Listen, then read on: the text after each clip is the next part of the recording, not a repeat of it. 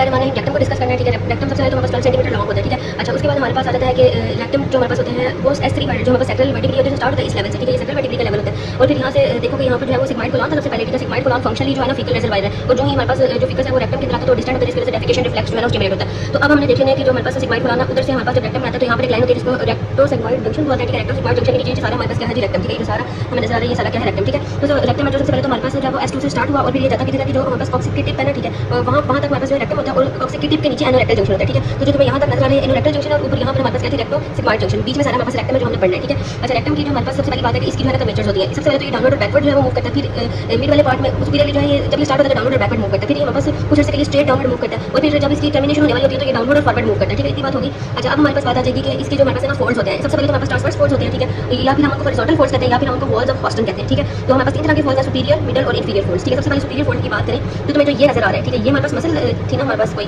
ठीक है। तो यहाँ पर ये लिखा हुआ है सर्कुलर मसल के लिए थी रेक्टम की और फिर उसके बाद ये मस्कुलरिस में बोला था, ठीक है। तो ये हमारे पास जो फोल्ड बनता है ना, ये लेफ्ट वाल सबसे पहले जो सुपीरियर फोल्ड है वो लेफ्ट वाल है ना जो रेक्टम की, वो हमारे पास जो है वो इनवर्ड मूव करती है, ठीक है, जिसकी एक्सटेंशन की वजह से बनता है और ये 7.5 सेंटीमीटर अब एनएस लाई करता है। जैसे ये एनएस है, ठीक है, तो ये हमारे पास तकरीबन 7.5 सेंटीमीटर की जो है वो डिस्टेंस होता है इधर इससे लेके यहाँ तक, ठीक है। अच्छा, नेक्स्ट हमारे पास आ जाएगा कि जो हमारे पास मिडिल फोल्ड है वो अपर एंड ऑफ रेक्टल एम्पुला तक जाता है। अब रेक्टल एम्पुला क्या है, वो ये वाली चीज़ है जो, ठीक है, जो हमारे पास डायलेटेड लोअर पार्ट होता है ना वो हमारे पास रेक्टल एम्पुला होता है, ठीक है। अच्छा, अब ये मैंने हाइड कट और क्लोका लिखा हुआ है क्योंकि जो हाइड कट होता है ना वो हमारे पास अपर पार्ट ऑफ रेक्टम जो है वो उधर से डेवलप करता है और जो क्लोका होता है उधर से हमारे पास लोअर पार्ट ऑफ जो हमारे पास होता है ना रेक्टम वो हमारे पास डेवलप करता है, ठीक है। अच्छा, अब जो हमारे पास मिडिल फोल्ड है वो कांस्टेंट होता है और ये लार्जेस्ट फोल्ड होता है। देखो right side of the rectal wall है जो जब वो इनवर्ट मूव करती है तो हमारे पास जो है वो मिडिल फोल्ड बन जाता है।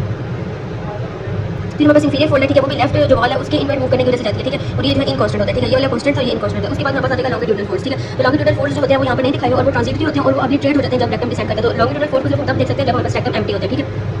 अच्छा, यहाँ पे हमने सिचुएशन देखी है रेक्टम की पेज 343 पे, तो ये बात हमारे पास location of the situation of the rectum बताई हुई है, तो मतलब जहाँ पे वो सिचुएट कर रहा था। तो ये हमारे पास देखो S3, ठीक है, हमारे पास S3, S4, S5 और कॉक्सिक वर्टिब्री, ठीक है। जो हमारे पास पोस्टीरियर एब्डोमिनल वॉल है उसके आगे हमारे पास ये हमारे पास वर्टिब्रीज पड़ी होती हैं, मतलब लोअर 3 सैक्रल और एक कॉक्सियल वर्टिब्री, ठीक है। ये उसके बिल्कुल एंटीरियरली पड़ा हुआ है, ठीक है, रेक्टम। और ये हमारे पास उसका कर्व पार्ट है जो कर्वेचर ऑफ द जो हमारे पास वर्टिब्रल कॉलम उसके साथ ही जा रहा होता है, ठीक है। उसके बाद हमारे पास ये वाली बात आती है कि जो कॉक्सिजियस बोन है, ठीक है, वो हमारे पास कनेक्ट हुई होती है इसके साथ एनस के साथ होया एनो कॉक्सिजियल ग्राफ, ठीक है, मतलब यहाँ से ये जा रहा है इधर तक, ठीक है। अच्छा, उसके बाद नेक्स्ट हमारे पास बात आ जाती है जो है वो रेक्टोवेसिकल पाउच है जो ये इसके एंटीरियर पे पड़ा हुआ है, ठीक है। और ये हमारे पास जो यूरेटर्स होते हैं ये भी बिल्कुल इसके एंटीरियर पे पड़े होते हैं और यहाँ पर ये प्रोस्टेट पड़ा होता है, ठीक है। और फिर यहाँ पर नीचे हमारे पास जो है वो प्यूबो एनालिस मसल है, ठीक है, लेकिन वो हम क्रॉस सेक्शन को नहीं देखेंगे, ठीक है। बाकी हम देख लेते हैं अब इसकी रिलेशनशिप्स करने हैं जो कि एंटीरियर वाले हैं वो पेज 93 पे हैं। अच्छा, तो ये हमारे पास सबसे पहले हम मेल में देख लेते हैं क्या रिलेशन है इसके। सबसे पहले ये हमारे पास है ना रेक्टम, ठीक है, और ये रेक्टम का जो रेडियल पार्ट होता है उसका एम्पुला होता है, ठीक है। सबसे पहले पेरिटोनियम कब बताते हैं कि पेरिटोनियम कहाँ पे कवर कर रही होती है, तो ना ये जो सारा कुछ है ना, ठीक है, ये मतलब यहाँ पर जो इन्होंने ये बताया हुआ है, ठीक है। तो ये जो इसका एंटीरियर मतलब अपर वन साइड और एंटीरियर पार्ट होता है ना उसको हमारे पास पेरिटोनियम कवर कर रही होती है, लेकिन जो लोअर पार्ट है देखो यहाँ पर ये वाला जो था ये फोल्ड ये पेरिटोनियम का है ना, ये जो आ रहा है, ठीक है, ये पेरिटोनियम का रिफ्लेक्शन है। तो ये पेरिटोनियम का रिफ्लेक्शन यहाँ तक है, ठीक है। उसके बाद आगे कंटिन्यू होता है, लेकिन ये जो हमारे पास लोअर पार्ट होता है ना वहाँ पर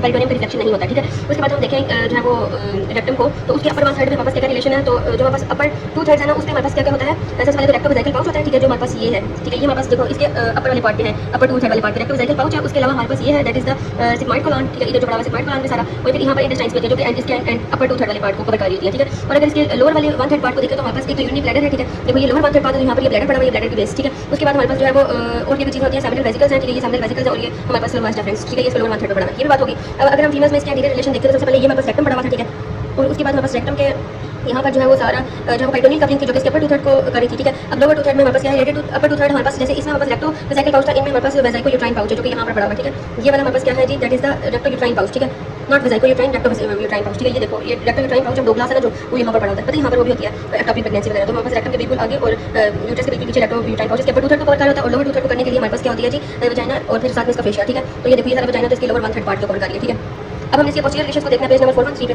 अच्छा, अब हमारे पास देखो ये हमारे पास पड़ा हुआ था रेक्टम, ठीक है। अब रेक्टम मेनली रेक्टम को हमने इधर पड़ा हुआ था रेक्टम को उठा के नीचे से क्लिक किया ताकि हम इसके पीछे वाली चीज़ें देख सकें। तो इसमें क्या नजर आ रहा है, सबसे पहले तो हमारे पास ये पीछे हमारे पास S3, S4, S5 और कॉक्सिक वर्टिब्री नजर आ रही है, ठीक है। उसके बाद हमारे पास ना ये हमारे पास जो है पिरिफॉर्मिस मसल पड़ी हुई है, देखो ये जो पिरिफॉर्मिस मसल है यहाँ पर हमें नजर आ रही है, ठीक है, सारी हमारे पास पिरिफॉर्मिस पड़ी हुई है इसके बिल्कुल पीछे। और फिर हमारे पास जो है वो और क्या पड़ी हुई है, ये कॉक्सिजियल मसल पड़ी हुई है यहाँ पर। एक और मसल होती है जिसको हम बोलते हैं लिवेटर नाई, वो हम यहाँ पर देख लेते हैं। देखो ये पिरिफॉर्मिस थी, ये कॉक्सिजियस थी और ये बिल्कुल नीचे लिवेटर नाई थी, मतलब इस कॉक्सिजियस के नीचे जहाँ पर अब ये लगा हुआ इसके भी नीचे हमारे पास जो है वो क्या है लिवेटर नाई, इधर नीचे, ठीक है। यहाँ पर लिवेटर नाई है, ये हमारे पास कॉक्सिजियस है और ये हमारे पास पिरिफॉर्मिस पड़ी हुई है। तो मसल्स की रिलेशन हो गई, उसके बाद ये बोन्स की रिलेशन हो गई वर्टिब्रा के साथ। अच्छा, अब हमारे पास हम देख लेते हैं कि जो है वो सेक्टरल हमारे पास जो स्प्लैंक्निक नर्व्स हैं जो कि हमारे पास कौन सी है S2, S3, S4 ये सारी, ठीक है, ये सारी मिलकर हमारे पास जो ये वाली बना रही होती है सेक्टरल स्प्लैंक्निक नर्व्स, ठीक है, और यही इसको सप्लाई भी कर रही होती है, ठीक है। उसके बाद हमारे पास नेक्स्ट आ जाएगी बात कि यहाँ पर गैंग्लियन इन पार्ट वो हम डीप पे देखते हैं।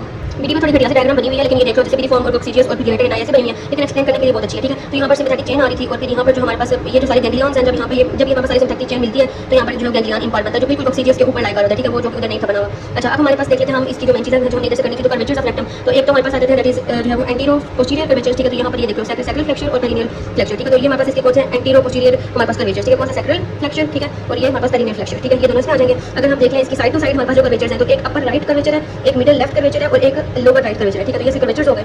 अब हमने बताया रिलेशंस विद द रेक्टम क्या थे, तो वही जो कि अपर टू थर्ड वाला जो एरिया था उसको हमारे पास पेरिटोनियम ने कवर किया हुआ था। रेक्टो वेसिकल या रेक्टो यूट्राइन पाउचेस थे यहाँ पर पड़े हुए जो कि मैंने दिखाया था रियल वाले में। और देखो ये अपर वन थर्ड को हमारे पास पेरिटोनियम ने कवर किया हुआ था। Middle one third of rectum के नीचे हमारे पास बिल्कुल एंटीरियर साइड पे पेरिटोनियम थी, इसको पूरे पेरिटोनियम ने कवर किया था अपर वन थर्ड को। मिडिल वन थर्ड पे सिर्फ एंटीरियर वॉल पे पेरिटोनियम थी, लोअर वन थर्ड पे पेरिटोनियम है ही नहीं, ठीक है। इस पे थोड़ी थोड़ी पूरे बची, ठीक है। अब हमें ब्लड सप्लाई करनी है, तो हमारे पास तीन ब्लड हमारे पास ब्लड सप्लाई इसके तीन हमारे पास आर्टरीज आ रही है, यहाँ पर दो बनी हुई है एक पीछे, ठीक है। सबसे पहले हमारे पास क्या है कि जो इंफीरियर मेसेंटेरिक आर्टरी होती है, ठीक है, वो हमारे पास करती है पेल्विक ब्रेन के ऊपर, वो हमारे पास सुपीरियर रेक्टल आर्टरी बना देती है, ठीक है। तो हमारे पास देखो ये सुपीरियर रेक्टल आर्टरी जो anterior superior part of rectum को सप्लाई कर रही है यहाँ तक, और फिर आगे से ये डिवाइड हो जाती है, ठीक है, ऐसे करके। और यहाँ पर इसकी एनास्टोमोसिस हो रही है इंफीरियर रेक्टल आर्टरी के साथ, ठीक है, जो कि हमारे पास किधर से आती है, इंफीरियर रेक्टल आर्टरी इधर से आएगी और इधर आके जो है इसके एनास्टोमोसिस हो जाती है, ठीक है। और फिर यहाँ से इंफीरियर रेक्टल वेन निकलती है, ठीक है। इंफीरियर रेक्टल वेन जो इंटरनल पेडेंटल वेन में जाती है, वो इंटरनल इलियक वेन में जाती है। इंटरनल इलियक वेन को यहाँ से मिडिल रेक्टल वेन की भी आ रही होती है, फिर ये कॉमन इलियक में जाती है, फिर इधर से इंफीरियर वेन आकर में फिर पोर्टो केबल एनास्टोमोसिस जो होता है ना, उधर से हमारे पास जो सुपीरियर रेक्टल वेन जो पोर्टो केबल से एनास्टोमोसिस के थ्रू जो है जा रही होती है। इंफीरियर मेसेंटेरिक वेन में, स्प्लेनिक वेन में, पोर्टल वेन में, ठीक है। तो अब यहाँ पर याद रखने वाली बात है कि जो सुपीरियर रेक्टल आर्टरी है और इसकी जो वेन है वो हमारे पास पोर्टल एनास्टोमोसिस में जाती है, लेकिन जो हमारे पास मिडिल रेक्टल और इंफीरियर रेक्टल है वो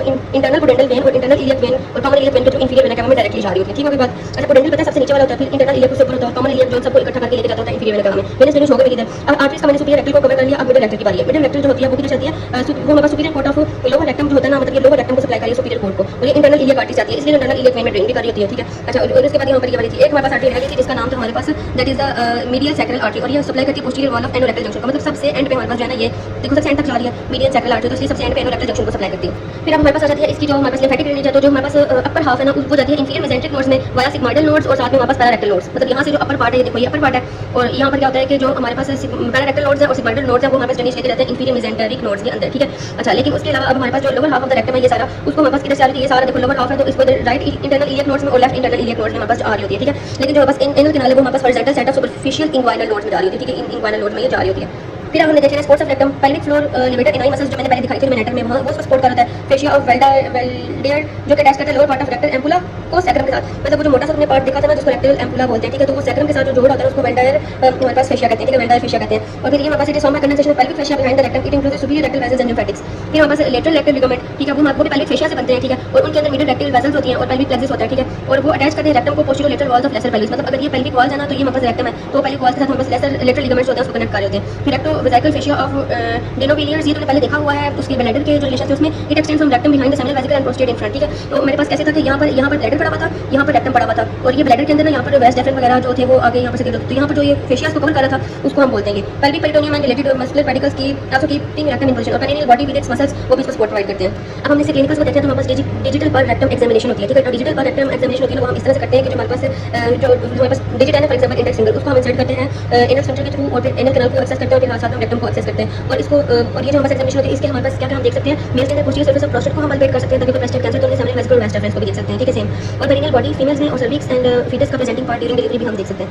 और फिर उसके बाद बोथ सेक्सेस में एनोरेक्टल रिंग देख सकते हैं, ठीक है। उसके बाद हम देख सकते हैं कि कोक्सीजियस एंड सैक्रम, ठीक है, उनको भी देख सकते हैं कि वो कोई फ्रैक्चर वगैरह तो नहीं है, और इशियोइनल फोसा एंड इशियस स्पाइन्स भी देख सकते हैं। और वो कौन से एब्नॉर्मलिटीज है जो हम इसके थ्रू देख सकते हैं, तो ब्लीडिंग पाइल्स और हेमोरॉइड्स, और फिर हमारे पास रेक्टल ग्रोथ स्ट्रक्चर्स और थ्रोम्बोस्ड पाइल्स, ठीक है, और फिर enlarged prostate seminal vesicle bulbourethral glands और स्टोन इन द यूरेथ्रा भी देख सकते हैं, enlargement of ureters, uterine tubes, ovaries, और फिर abnormalities in pouch of Douglas जो कि हमें पता है कि एक्टोपिक प्रेगनेंसी तो नहीं है, और फिर जो है वो यूट्रिक स्टोन्स और tumours of the bony pelvis, ठीक है। अच्छा, अब हम इसको कहने के पार्चुलेशन में हम डायलेशन ऑफ सर्विक्स को चेक करने के लिए हम जो है वो इधर से हम जो है वो पार्ट रेक्टल एग्जामिनेशन करते हैं, ठीक है, ताकि हम अगर बार बार वजाइनल एग्जामिनेशन करेंगे तो हमारे पास इंफेक्शन यहाँ से स्प्रेड हो सकता है, इसलिए वजाइनल एग्जामिनेशन हम नहीं करेंगे बल्कि ये करेंगे। अच्छा जी, प्रोक्टोस्कोपी एंड सिग्माइडोस्कोपी, प्रोक्टोस्कोपी जो है इंटरनल पाइल्स को दिखाती है और growth in the lower part of rectum, और सिग्माइडोस्कोपी हमें अल्सर्स और डायवर्टिकुलर और रेक्टल बायोप्सी लेने में हेल्प करती है, ठीक है। प्रोलैप्स ऑफ रेक्टम कब होता है, जबकि इनकम्प्लीट या mucosa prolapse through the anus, जब वो हमारे पास एनस के थ्रू जो बिल्कुल बाहर आ जाए पूरा का पूरा रेक्टम वायलेंट, जब कोई भी वायलेंट स्टैंडिंग की हो, this is due to imperfect support of the rectal mucosa by submucosa which is made up of loose alveolar tissue, मतलब उसकी सपोर्ट खराब होने की वजह से वो बाहर आ जाता है, अस्तगफिरुल्लाह। कंप्लीट प्रोलैप्स और प्रोसीडेंशिया, ठीक है, ये कब होता है, जब लैक्सिटी ऑफ पेल्विक फ्लोर हो या फिर एक्सेसिवली डीप रेक्टम वेसिकल या यूट्राइन पाउच, और दोनों मेल और फीमेल में हो सकता है। इनएडिक्वेट फिक्सेशन और रेक्टम की